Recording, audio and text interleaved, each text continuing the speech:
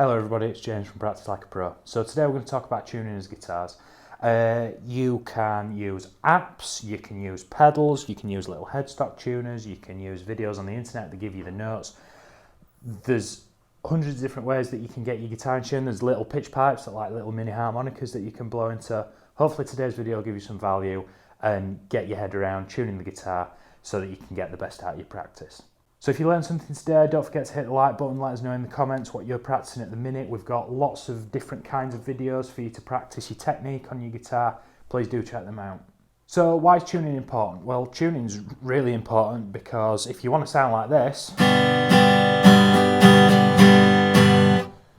but your guitar sounds like this,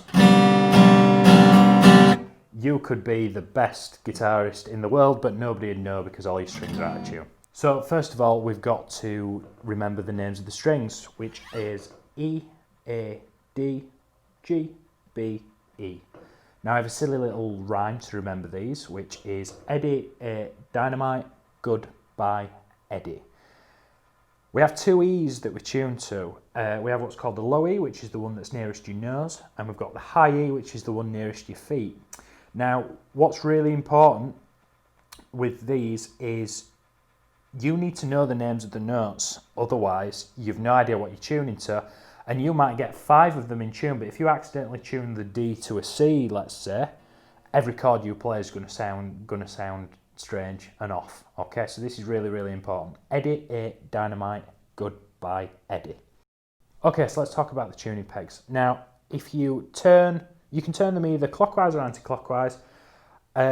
It depends guitar to guitar. Sometimes like this guitar's got 3 on either side.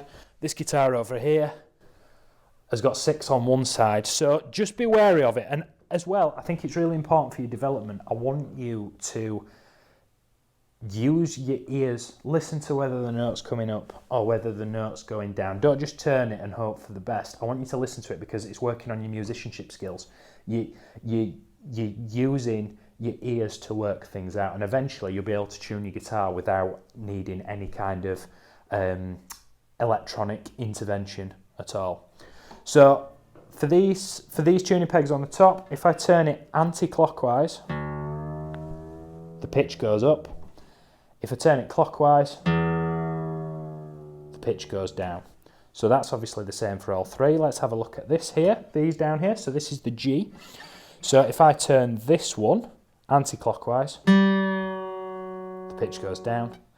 If I turn it clockwise, the pitch goes up. Now it's really important. You might want to think, oh, that's really low, and give it loads and loads of whines. I advise an 1/8 to 1/4 of a turn at a time, and you should let the note ring out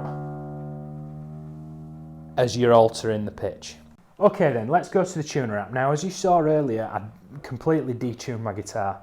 This is called Guitar Tuner, as in tuna fish. So guitar spelt normally, but instead of tuner with an E and an R, it's tuner as in a can of tuna. Now, as you can see, you've got E, A, D, G, B, E.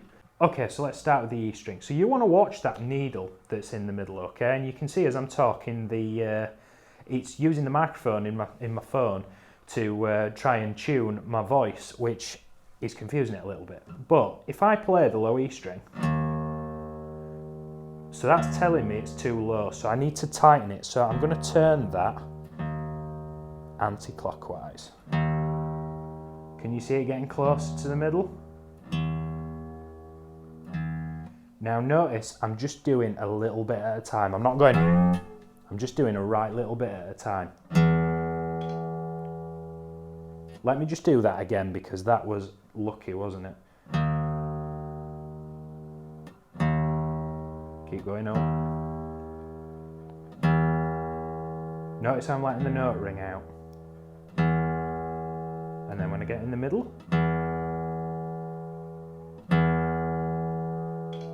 it pings. Now if I go too far, it starts to go to the other side.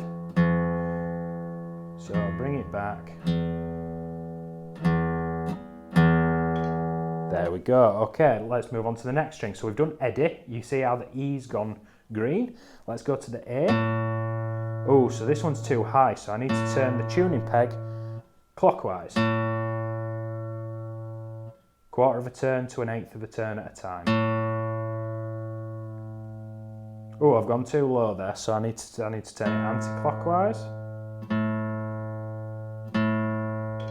There we go. So we've done edit A, now we're on to dynamite. Well, that was already in tune, and sometimes you'll find that. Let's go to the G. Okay, so that's telling me it's too low.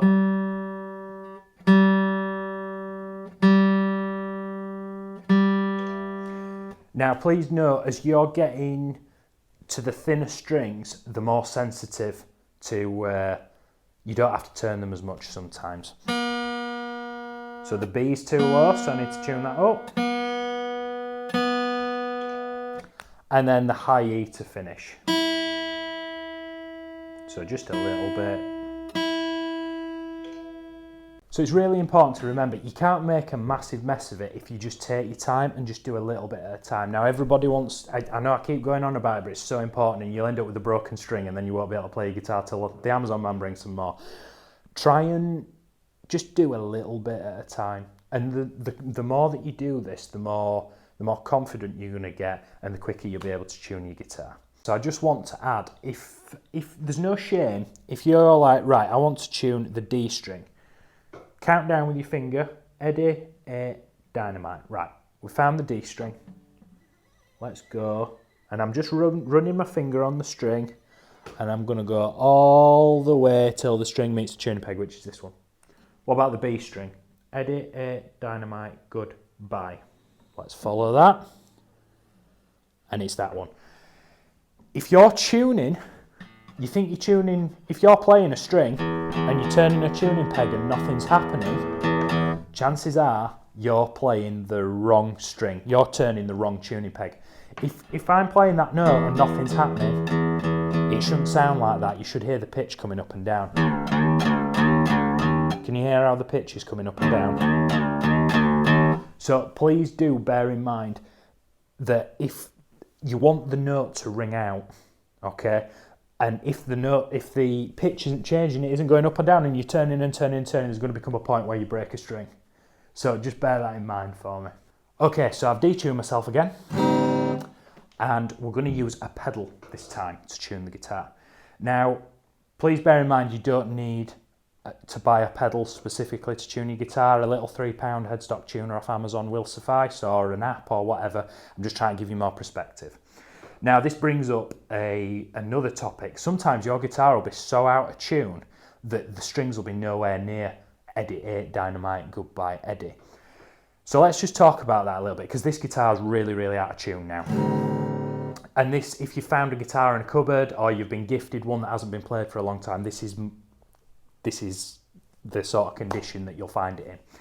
So again, I keep talking, Eddie 8, dynamite, goodbye, Eddie. So we want this low E, the string that's nearest your nose, to be an E. Now if I play the tuner, you can see that it says D, and then there's this little sharp symbol here.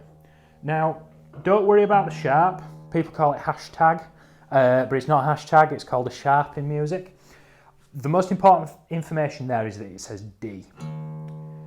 And as we know, D comes before E in the alphabet, so that means that we need to bring the pitch up. So I'm going to tighten the string until it starts to say E, but remember, a little bit at a time.